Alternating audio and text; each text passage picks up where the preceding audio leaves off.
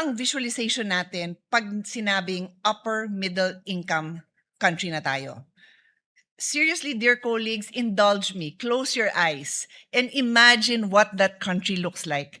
So I had more time to think about it, so I don't have to close my eyes. But really, I challenge you. Di ba ang naiisip natin, blue skies, parks, happy family, right? That's always the vision. Happy family, grandparents, everybody healthy, parents that can provide for their children, 3 meals on the table, kaya umuwi ni tatay o ni nanay ng matinong oras na hindi naubos yung panahon niya dun sa traffic na 4 na oras na hindi siya makasakay dahil maayos ang transportation system, o kung sa probinsya man sila nakatira, meron man lang, katulad ng sinabi ni Senator Alan, may tren man lang doon, may bus, kung ano man, pwedeng mag-enjoy ng weekend.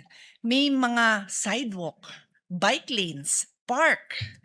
Parents are watching their kids play sports or watching their kids perform in a concert. Di ba yan ang magandang weekend? Tapos yung mga bata, kumakain ng masustansyang pagkain. At katulad ng sinabi ko, healthy ang parents and grandparents dahil meron din silang health system na madali nilang ma-access. At pag holiday, pwedeng may handa. At guess what?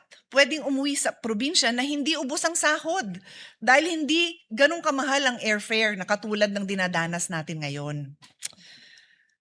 Pero napakahirap ipagmalaki at ipaliwanag na tayo ay isang upper middle income country kung hindi naman ito nararamdaman ng karamihan ng mga Pilipino. Ano nga ba ibig sabihin nito?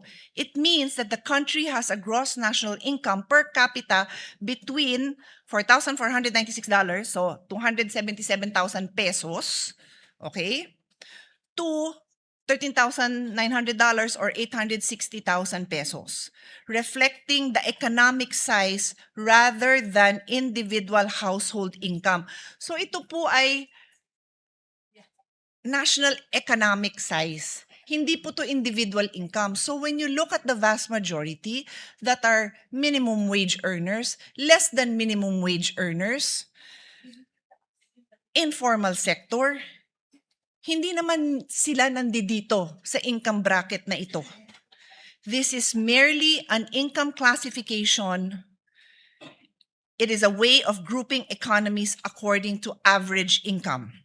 It does not reflect the struggles of ordinary Filipinos, ordinary families, because this is our reality.